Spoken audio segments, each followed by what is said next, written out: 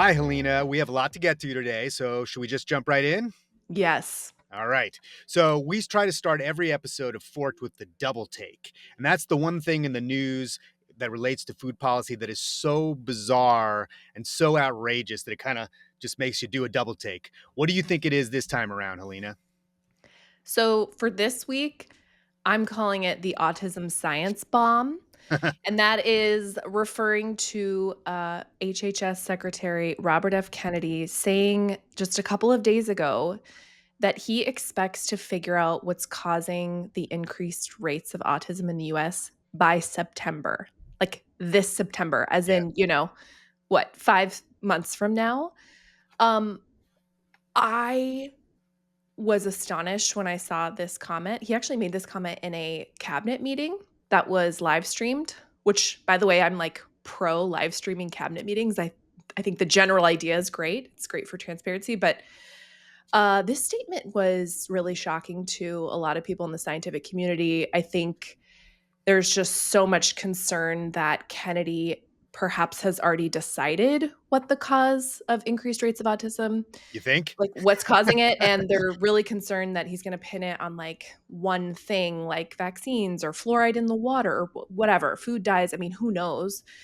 Um and so many people in the scientific community are just pointing out that like this is not how science works. Like it takes a long time to run studies, to get to the bottom of things, to look at new data sets. And so there is just a ton of concern about what that statement means. Um, and it's like tangentially food related, right? Because we're, as we talked about, I think in our last episode, like MAHA, or the Make America Healthy Again movement, is really intertwining these issues of concerns about food policy and nutrition and additives and all of that with the concerns about vaccines, the criticism, the health freedom stuff that they kind of got like braided together during the pandemic. So it's something that I have to keep a close eye on, and I think a lot of people are pretty shocked by that statement. Yeah, I mean, one of the things about it being live streamed in that meeting that I found interesting, one of the outcomes of associating yourself with Donald Trump is that you start to take on some of his mannerisms. I'm just going to read you like the brief quote that sort of gets around about what RFK Jr. actually said, and it was, quote, "We've launched a massive testing and research effort that's going to involve hundreds of scientists from around the world. By September, we will know what has caused the autism epidemic and we'll be able to eliminate those exposures." And I kind of think that word massive is sort of like a Trumpian tell. And, Mhm. not that that really matters. It's not the language, it's the actual outcome. But I think the language here is pretty indicative of what we're looking at. Here we have this public figure who, and let's not forget, we're talking about, what was it, a year ago? He was the Democratic presidential candidate for the presidency of the United States. We're not talking about a tried and true Republican here who's been thinking all these things for decades. We're talking about somebody who jumped ship from the Democratic Party and is now saying that his little pet theory about autism and vaccines is all going to be fixed by September. That is a crazy making thing. And I feel the biggest part about it for me, and I know your newsletter is about food policy, it's not about vaccines, but it's an inescapable fact that when you talk about RFK, you can't just judge him in a compartmentalized way. You have to look at all the things that he brings to the table because each one of them is affecting the other. And I think that this statement about the autism massive research study is a pretty good example of that. So I'm curious, Yeah. what does that do for you? Like, you are a Well, person who tries to stay in the food world. How do you take care of that? yeah, it is something I struggle with because I am quite happy staying in my lane, right? Like part of the strength of my like career has been focus. Like I Yep. focus on food policy and I try to come at it with some expertise because I've been doing this a long time. And then every time I dip my toes into the vaccine debate, I'm like, oh my gosh, right? Like we're in totally different waters. Yeah. So I think all of those points about kind of the Trumpian the Trumpian language around massive testing and research effort are really on point. Like the scale of it sounds really big and really impressive, and like as a parent, like I want to know what are the things, what are the factors that are driving increased rates of autism among children. Like it is a real thing. We can debate. There is a lot of debate about the numbers and which stats, you know, how much of it is an increase. There is an increase, but then there's also been an increase in diagnosis. And so like there, you know, there's a lot there. We'll set that aside. But I want to know these things. Like I think every parent is concerned about chronic disease in children and like whether it's autoimmune disease, autism, like obesity, diabetes, pre-diabetes, like these are real things, right? And when you hear massive testing and research effort, you're like, yeah, that sounds good. But we actually don't know what that massive research and testing effort is. He seemed to be referring to the MAHA commission. Like later on X, Kennedy posted kind of suggesting that this was part of that effort. But we know very, very little about how that commission is operating, who's involved. Like there's, you know, the regular cabinet officials across the government that are engaged in that effort. But most of the folks I talk to are really confused about how that process is going to work. What science are they looking at versus not? And we know that a lot of the MAHA agenda is going to flow from that commission. And so it was confusing to hear that. Had Confusing, chaotic, yes. and typical, right?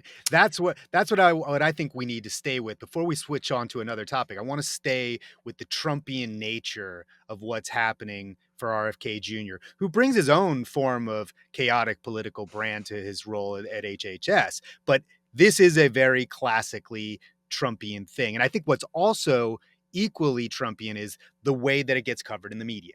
Right. So there's been a lot of attention paid to this vaccine statement, but I want to talk about something else that RFK Jr. did very recently and how the coverage of it is, to my mind, a little bit strange. So RFK Jr. he went on a tour. He toured the Western states to talk about different MAHA priorities, visit different kinds of places. He also, of course, had to make a little stop down in Texas at a funeral because another child died from measles. And the Times, the way they covered it, I mean, I don't know. The headline is something like it's about how RFK Jr. was hitting his stride on Yeah. the on this tour. And it starts up by saying how he was a little subdued, maybe stoic, maybe nervous.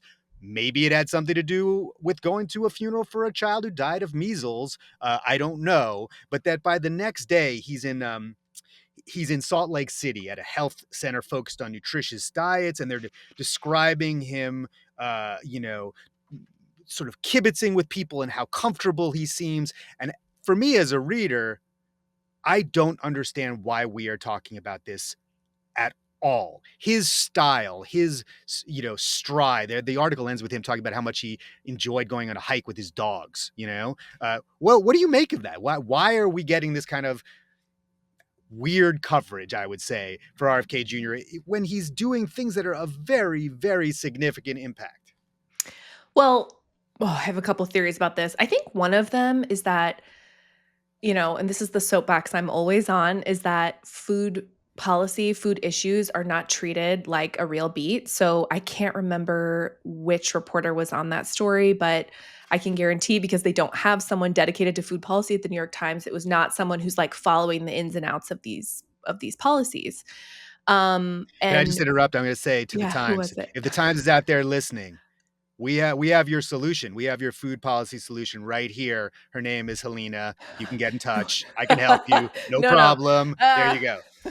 no, and like that's not. I'm not trying to even pick on the New York Times. Like No, yeah. this is a problem across like a lot of different news outlets because food is often seen as this like cute issue, like a Yeah. cultural issue or a soft issue. Like I remember being in the newsroom at Politico and getting into like kind of arguments with other reporters about like, you know, the Michelle Obama thing being like soft. And I was like, she is in a knife fight right now with Yeah. the food industry. Like there's nothing soft about this. Like taking these issues like talking about school meals or regulating certain things or even food labeling, like you're taking on $1 trillion market. Like this is a real part of the economy. It's a real part of health. And so I think that's it's just my even more than soapbox. that. For Yeah. us, for us at Fern, we always are talking about how in American society and culture right now, people to an increasing degree are defining themselves in all kinds of ways through their understanding of and their relationship to food.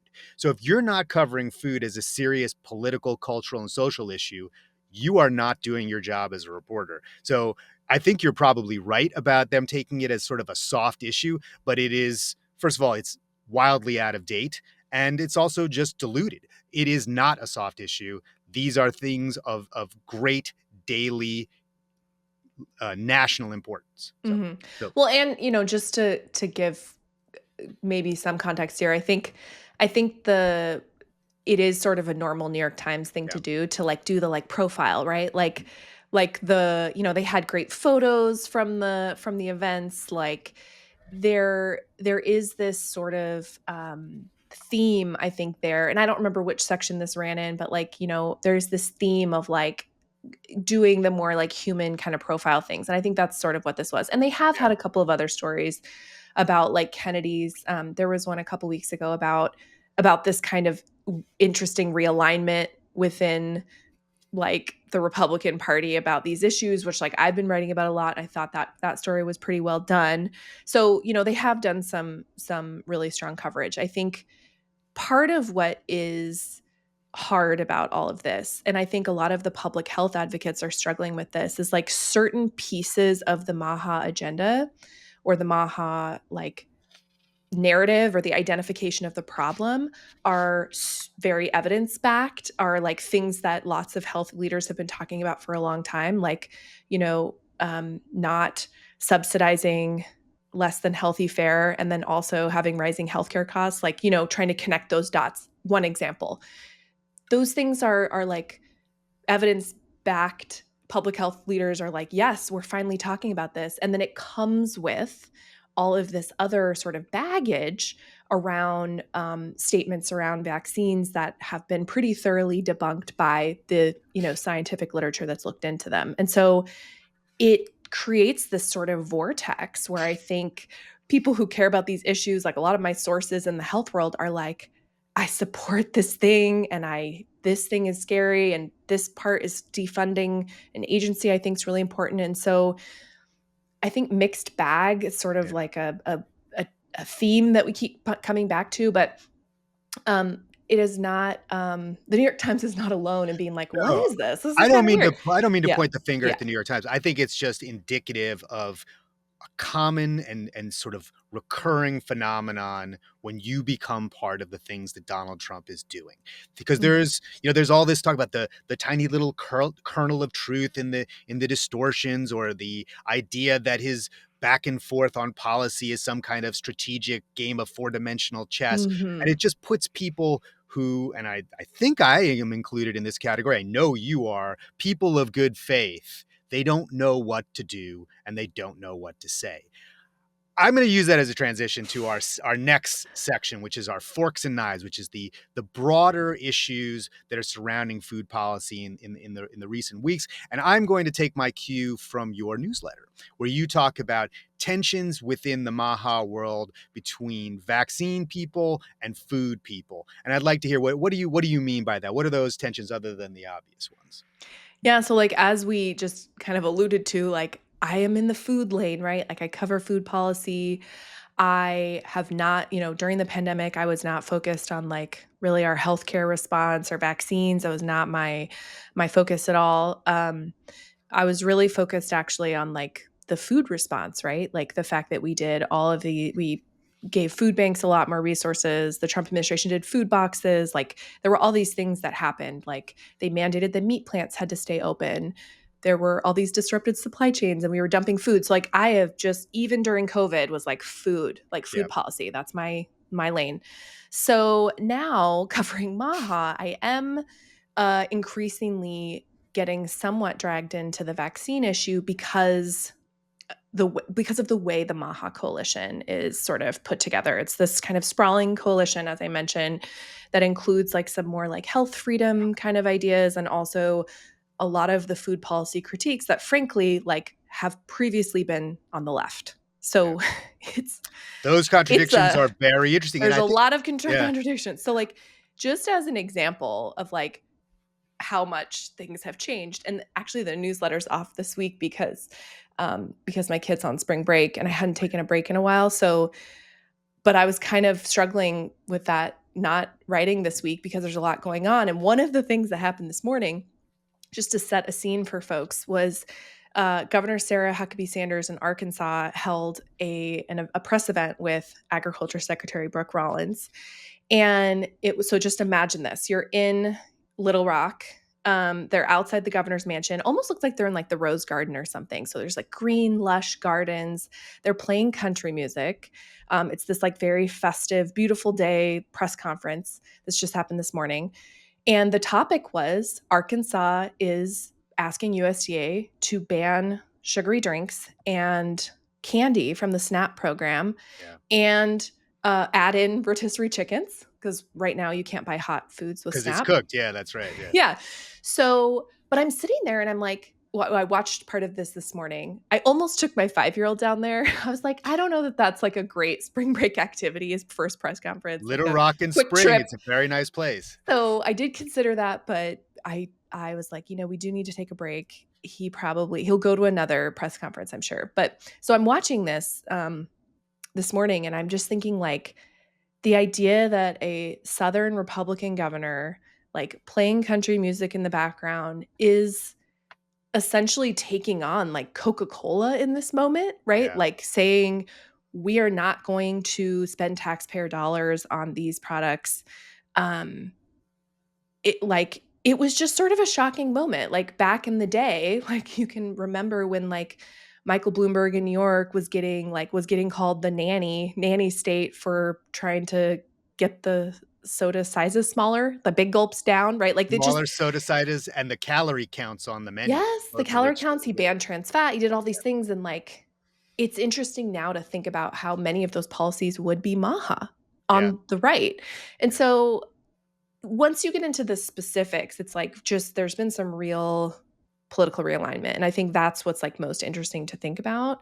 Um, but there's been a major focus on food. So like even when we think about MAHA being this coalition that includes a lot of vaccine critics, anti-vax folks, health freedom folks, yeah. most of the policies, most of the events, almost all of the events the administration has done on MAHA in the last 2 months have been on food. And a lot of them have been on SNAP restrictions or banning like artificial dyes out of food products. Like that's what West Virginia just did.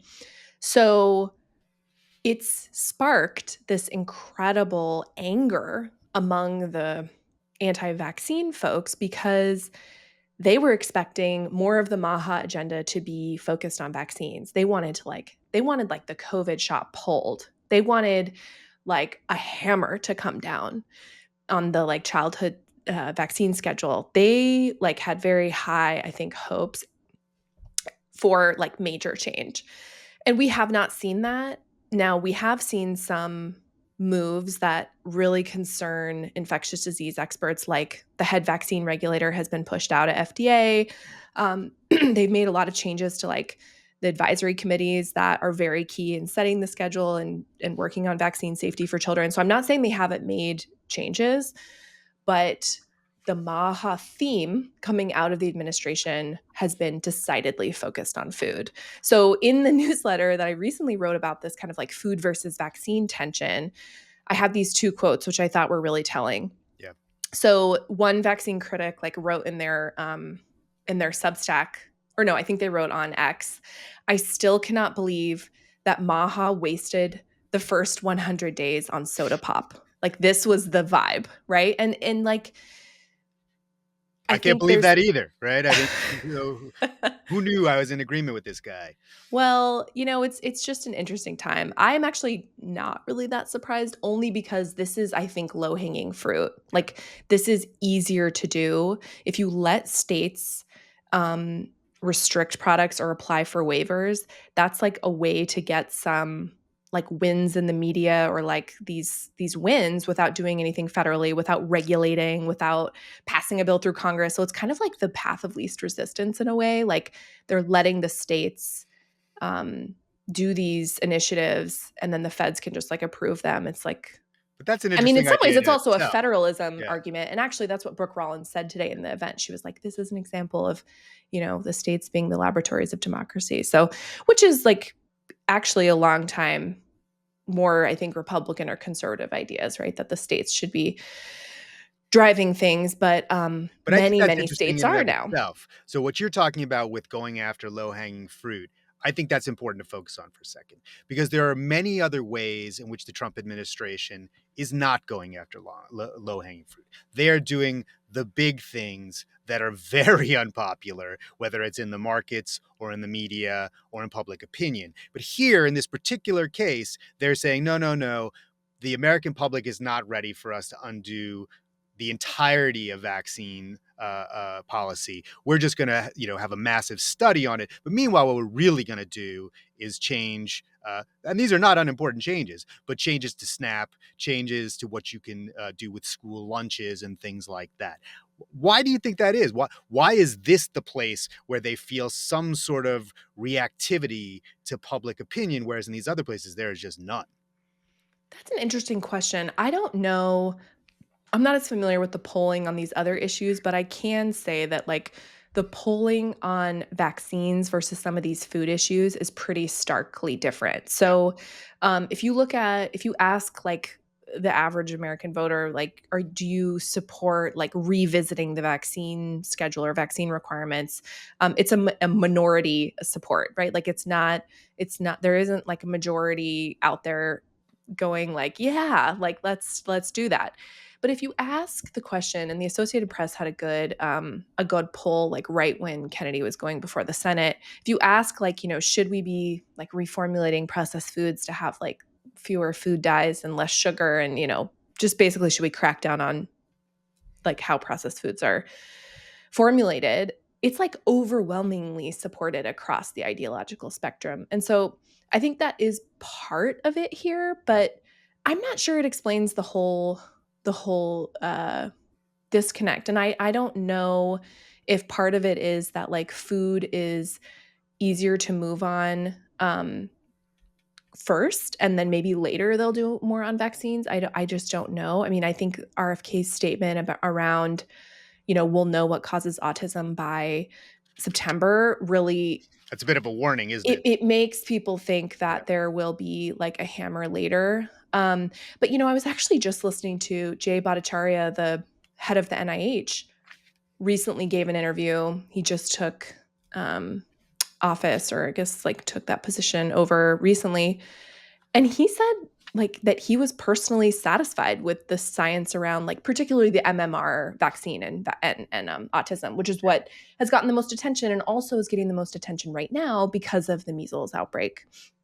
And so it's interesting that I think there is some disagreement. There is going to be different views on this within the administration, and this is something to proceed carefully on because um some of these diseases are very deadly to children and or dangerous. So, going too far too fast without a plan or without like really strong science like comes with risk in a way that you don't have a risk of like going too fast on red dye 3 or whatever. I know the food industry disagrees with that. They're like, it's too fast. Like, we don't have Yeah. time to reformulate. But like, nobody cares about that. Like, the average person doesn't care if a mid-size or large food company is going to have to like scramble to reformulate their product. Like, that's just not a concern for the average person. And so I don't know though. It's a good question. I think certainly the administration has done other things that like are not popular, and they're going forward with them anyway. I personally think they just haven't gotten around to it yet. I mean, if you look at the resignation of Peter Marks, you mentioned it Mhm. already, the top Yeah. vaccine scientist at the FDA. He's resigning, and he uses the word lies when he talks Mhm. about RFK Jr. in response to vaccines. I don't think we're done with vaccines just yet. I think those folks online who are part of the anti-vax MAHA, part of that coalition, I think they just need to be a little patient. They're going to get their time time to shine eventually. Um, Yeah, I don't know. It's going to be interesting. I should have also noted that like the autism community, the autism advocacy community has been really strongly pushing back on this notion. So one of the quotes that I included in the recent newsletter, I think the email newsletter headline was like food versus vaccines, just to like put a fine point on it. But the Autistic Self Advocacy Network, which is really made up of people with autism who are like very involved in advocacy, they actually called this statement from Kennedy untrue, impossible, and ableist. And I think the Autism Society and other groups have made like similarly stark comments as Yeah. well. So I haven't seen anyone in the autism community or the scientific community or really anyone in like the research kind of vein here say like, oh yeah, that makes sense, that we'll know. So you may be right that like some patience on vaccine moves will pay off for those MAHA supporters who want to see a hammer come down. I really do not know where this is all headed, but you can tell that infectious disease folks are really concerned. All right, I'm going to change gears a little bit and go back to food. We're going to get into I'm going to take you off of the super highway of American politics, which you've been forced onto, and put you back in your lane, and talk about the changes to the nutrition guidelines in the United States that RFK Jr. is calling for. And I'm going to read you a little quote, and he's talking about what is the name? The Dietary Guidelines for Americans, which is an annual report where they talk about what we all. Every 5 years, Excuse me, actually, every sorry. 5 years. Yeah. Sorry. What we should be eating and what we shouldn't. Yeah. And he's criticizing it for its complexity and the inability for Americans to sort of access what it's all about. And he says there's a 453-page document that looks like it was written by the food processing industry. We are going to come up with a document that is simple, that lets people know with great clarity what kinds of foods their children need to eat, what kinds of foods they can eat, what's good for them, and what's good nutrition. Are you buying it? What do you think? I think they are going to do something simple. I Yeah. do think that is something that will happen. Oh boy, it's hard though, because what do you say that is not only science backed but also doesn't like raise massive fights within USDA? So the thing to know about the dietary guidelines is that they're jointly issued between USDA and HHS. And so it's not just that the nutrition folks and the health folks are like, here is what the science says. Like that's a big part of it. But then there's also like this other element of industry lobbying and industry influence and like making sure it doesn't say anything too bad about any one commodity. And there's just there's like a whole industry built around influencing the dietary guidelines. It is kind of wild. And then also we have a lot of evidence that shows that Americans mostly do not follow them. Like there's a lot of things in there that have not changed over time, like eat fruits and vegetables, whole grains, like, lean protein. There's all these recommendations that have been pretty consistent, and yet most people are not following them. So I do think they're going to do something different and something simple. I think it's probably going to raise a lot of infighting within the agriculture community, especially if they do something around like saying maybe like low carb is better, or all of a sudden maybe saying that like we're not concerned about saturated fat at all. These are things that could happen. Back when I was at the West Virginia event, RFK Jr. did an event with Governor Patrick Morrisey there, and he actually, I think jokingly, but I'm not sure, said he was going to put Morrisey on a carnivore diet. And then he said he would come back when he'd lost 30 pounds and do a celebratory event with him. Governor Morrisey, by the way, throughout this event was basically like, I also want to get my health, like I want to improve my health, like kind of insinuating he had some weight to lose. He wanted to be more active. So he kind of like opened that door, and RFK like really came in hot and also said he would be his personal trainer. There was a lot going on there, but just mentioning the carnivore diet was like, oh my gosh, like to have a cabinet official mention that diet is like kind of wild. Like that diet, I think taken in its most pure form, is just like mostly beef, maybe game meat and salt and water. That's not I a lot think of food. that's it. Yeah. I mean, I think what's So, interesting about that for a political fight, though, is the role of corn and other commodity foods when it comes to ultra processed foods. So oh yeah. if RFK Jr. in his his simple vision for the nutrition guidelines goes after those industries in the ways that he could, which is probably beneficial from a nutrition standpoint, what does someone like Rollins, who's running the USDA, which is in charge of all these subsidies for our farmers who produce corn in all those states, where many of them are Republican states. Where do we end up in that kind of simple vision of the world? How do those two viewpoints get reconciled? Well, I think there's real tension here, and it's not even just the processed food element, which is certainly there. So, like, one of the controversies about the dietary guidelines going into this round. So the last time they were issued is 2020, and now they're due to be released in 2025. So we're in this cycle right now. The controversy going into this cycle was that the committee of outside experts that was asked to review all the evidence and then give the government a report, they had to look at ultra processed foods and essentially whether or not there was enough evidence to tell people to eat less, or like I think they were specifically looking at the extent to which we have evidence that ultra processed foods consumption is tied to obesity and weight gain. Right. And that committee determined that there wasn't enough evidence to make a recommendation on ultra processed foods. Well, not everyone agrees with that conclusion, right? So Yeah. this is a bit of a controversy within the nutrition community or within the like research community.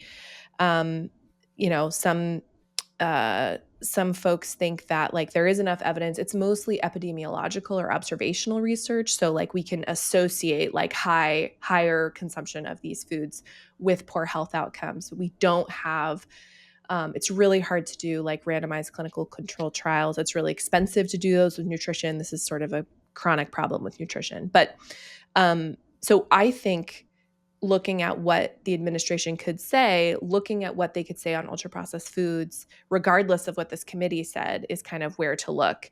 And they don't have to follow this committee, the recommendations from the committee. There have been past instances where this committee told USDA and HHS to look at sustainability as part of. They were like, we think you should include sustainability as part of the considerations, the dietary guidelines, which in most cases would include recommending less consumption of meat because of the environmental footprint. Well, that caused an all-out frickin' war in Washington. And USDA and HHS during Obama were like, no, we're hands off this. Like we're not going to include this. So we've had past iterations where there have been kind of conflicts between what the advisory committee has said and what the government eventually does. And this may be a situation where we have an even bigger gap between what the Dietary Guidelines Advisory Committee says and what the government ultimately says. Yeah. But there is no question that there is going to be tensions between USDA and HHS because like industry groups and commodities are going to get slammed by like they actually really care about what the dietary guidelines says. Like if it says not to consume less of their product, they are going to lose it. And well, it's like the tobacco companies back in the day. I mean, the science, quote unquote, was not there on tobacco for many years, even though it was pretty apparent that you probably shouldn't smoke for your good health. That seemed to be pretty clear and before I it think became a public and I think good. You know, didn't they specifically inject doubt too, like by funding kind of studies that would say the opposite? So like there was just enough.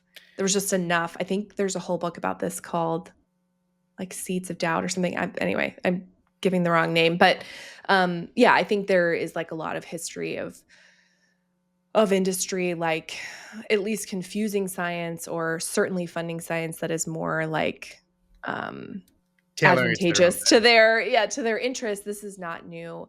But it's particularly an issue with nutrition because we don't have a lot of federal funding for nutrition research. I wrote about this a lot when I was at Politico. Like the funding for nutrition research is really, really small compared to the contribution of diet-related diseases to the overall like health problems that we have as a country and the costs. And so in that vacuum, a lot of the nutrition research is industry funded, and that creates, I think, more opportunities for conflicts of interest. That's not to say that industry funded research can't be done well and in a rigorous, unbiased way. Like it can, but it introduces a lot more opportunities for conflicts.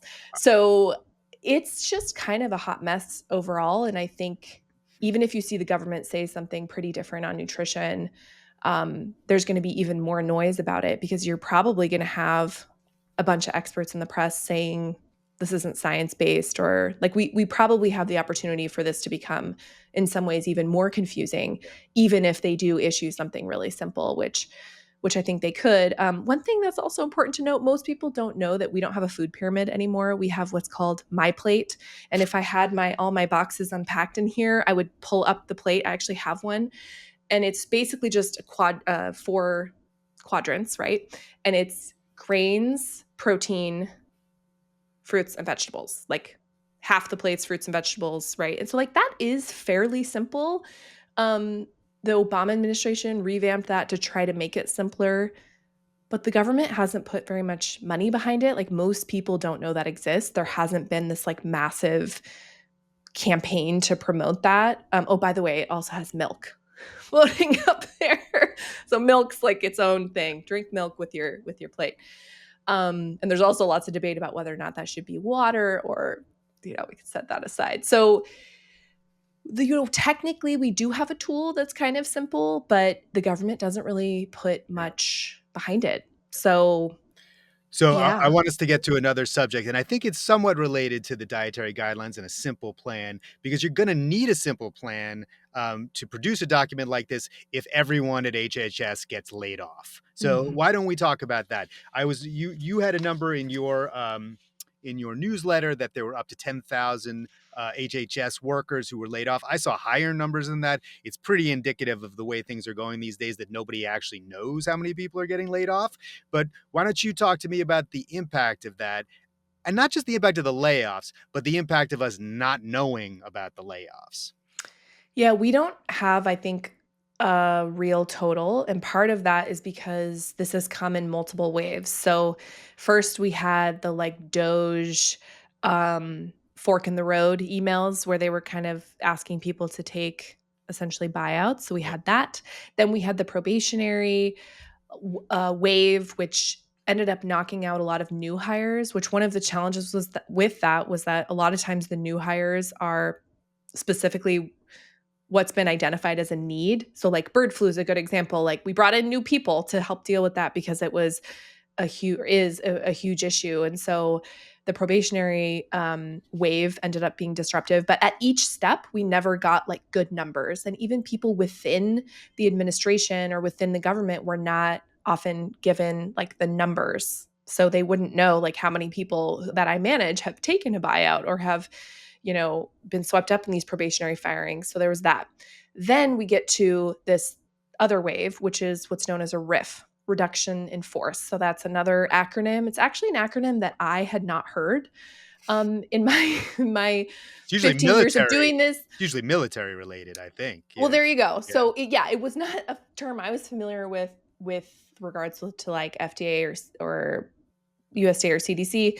I think in general, past administrations, if they wanted to sort of shrink the size of government, they would just like not backfill people, or they would just, there are other ways of doing it, right? Of having fewer people.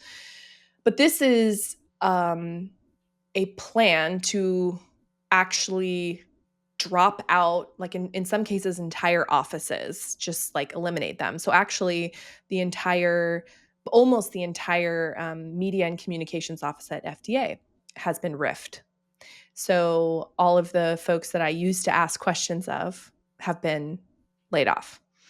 Just to give you one example, which has been quite disruptive because now instead of like saying, here are my questions and like usually they take those to like subject matter experts and then like give them, back and I can get usually some substantive answers on things. Now I have to submit everything through a contact form on HHS's website. And like, actually, they have gotten back to me, I would say most of the time, but they're usually pretty high level responses and you're not getting like detailed responses to your question. So that's just one specific example of like how information flow is affected. Just like engagement, I think, with outside stakeholders is also affected. So consumer groups, industry groups, a lot of people that are interfacing with these agencies, a lot of the folks they were usually meeting with or talking to and kind of facilitating those conversations, all those people have been riffed. They did target more of the administrative roles, but this ends up, so on the face of it, you're like, oh, well, whatever. I'm sure every organization can lose some administrative folks or some overhead or whatever. But it ends up having these other impacts, like those were the folks arranging the travel for the food inspectors. So they didn't cut the food inspectors, and this was a big focus. And I think people understood that that part made sense. Like nobody voted for fewer food inspections, right? Like that's not part of MAHA to like not or to have less oversight.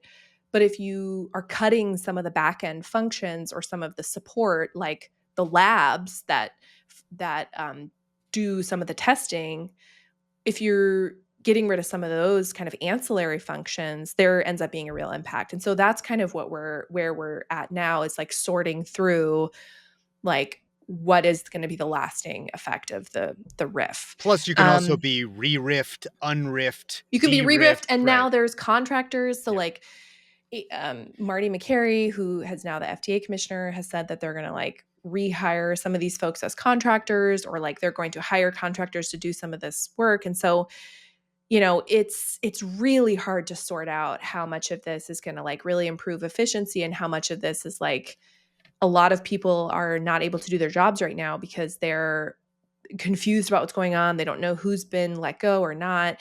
And then people ended up getting, you know, even I mentioned the probationary employees before, like most of those people have been brought back, at least on the food side. So they ended up firing a lot of people who work on food additives. Well, this is a major MAHA priority, and they've like brought back, I think, most, if not all of those folks since then. I think So that's an part of this important is a lot point. of wheel Yeah, spinning where we're like, oh, did this happen? Did it not? Is it lasting? And it is, I will say it's really difficult as a reporter to sift through like, what is a real impact? What is lasting? What is like actually materially affecting our health and our safety and whatever? And what is like a threatened change that didn't actually happen, but like caused a lot of stress and chaos? Like there is a lot of that, like sorting through that. So I'm going to give RFK the last word on that mess, that hot mess as you're describing, because I'm going to read a quote from him that you, I think, I believe you put it in your newsletter. So he's talking about people getting fired or laid off and then being brought back, and he says, we're reinstating them. That was always the plan. We talked about this from the beginning. We're going to do 80% cuts, and 20% of those cuts are going to have to be reinstalled because we'll make mistakes. That was, is, yeah. and this is a technical term, I use it occasionally, banana cakes, right? That's the idea that this is the plan, right? Banana cakes. Even I'm if going you to start take that, using that. it's Latin. Even if you take that at face value, which I do not believe that that is the plan. But if you believe that that is the plan, it begs a particular question. Why is that the plan?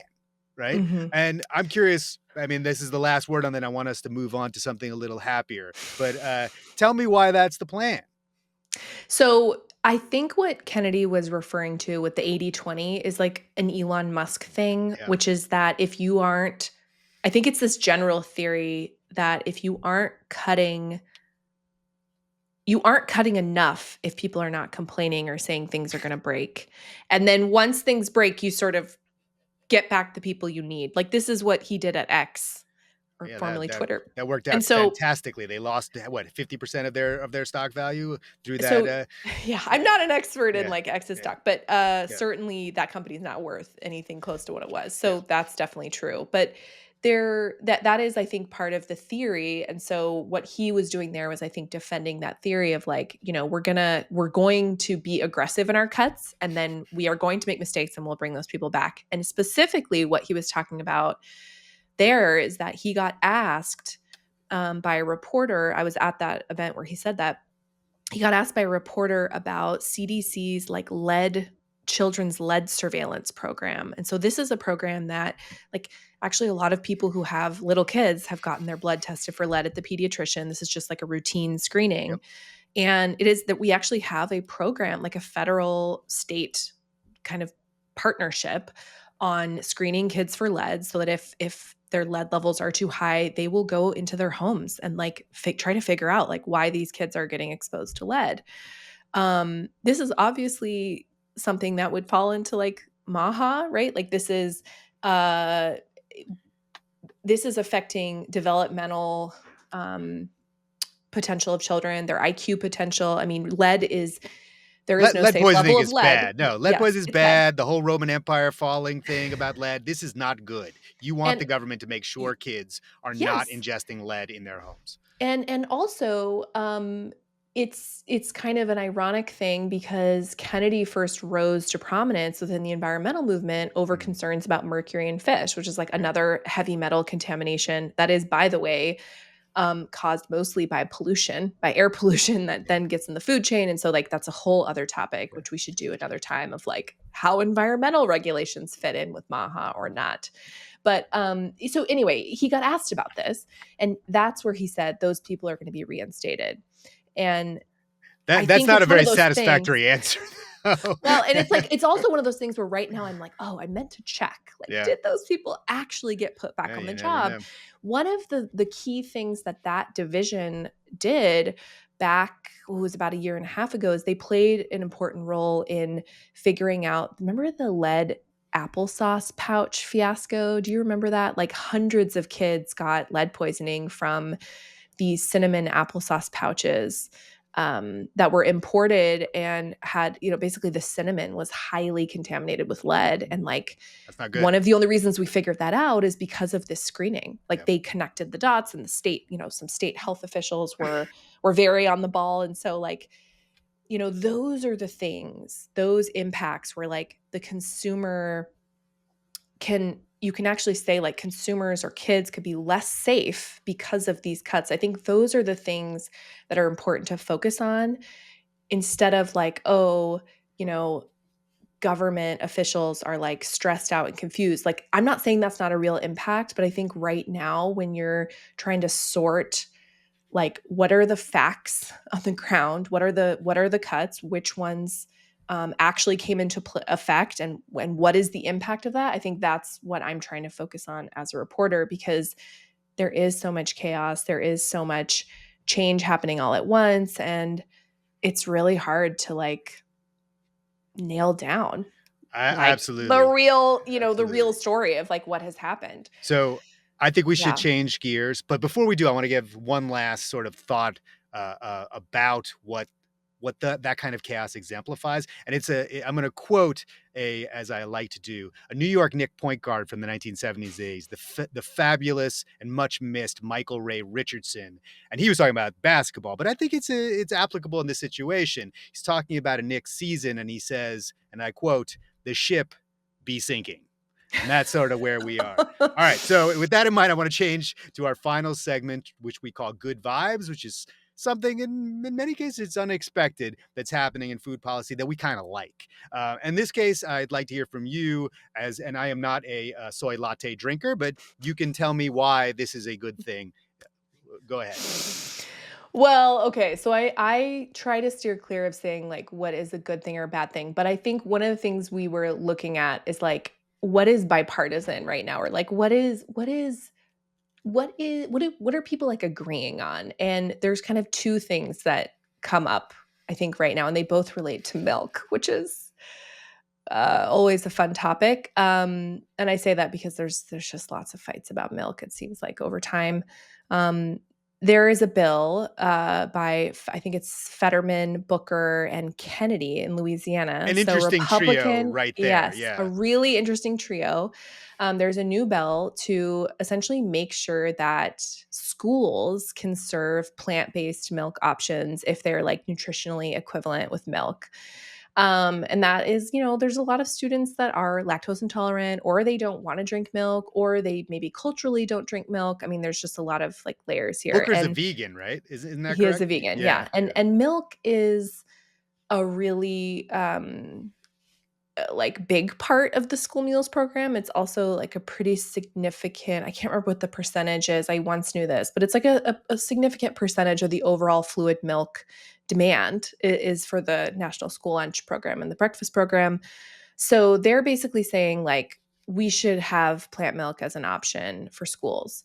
Now, maybe the downside here, the not good vibes here, is that any bill like this that wants to change school meals is going to face an uphill battle because Congress is so dysfunctional right now that they're not um, really putting forward any big legislation, other than like this big budget bill, which we should do another episode on. But, school meals, we used to update those standards and policies like every 5 years. And we don't do that anymore because Congress is so dysfunctional. So any change like this that's bipartisan and maybe some people would consider common sense, like has very little chance of being enacted. The other thing that's really bipartisan, and Fetterman is also on this bill, is trying to get whole milk back in schools. Right. So at the same time, we have this push for plant-based, just choice, right? It's not even pushing plant-based milks. It's just saying like kids should have this choice in school.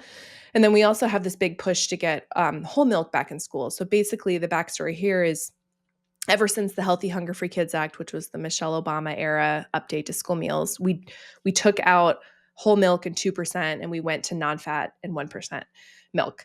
And the idea was fewer calories, trying to address the childhood obesity epidemic. But since then, there's been more of a debate about whether or not that was the right thing to do, because there's some evidence that whole milk consumption is actually associated with like a lower risk of obesity. So that gets like kind of complicated. And as all these nutrition debates are, like, It's also politically there's bodies tone-deaf, of evidence. Right? It's a nanny state kind of a thing where, oh, well, the government is telling us we can't drink real milk. My parents drank it, my grandparents, whatever. Like that I think there is. It resonates for sure. It does. And that's also bipartisan. There's Democrats in the House that are like pediatricians. I think Kim Schreier from Washington State's one of the co-sponsors of that bill in the House.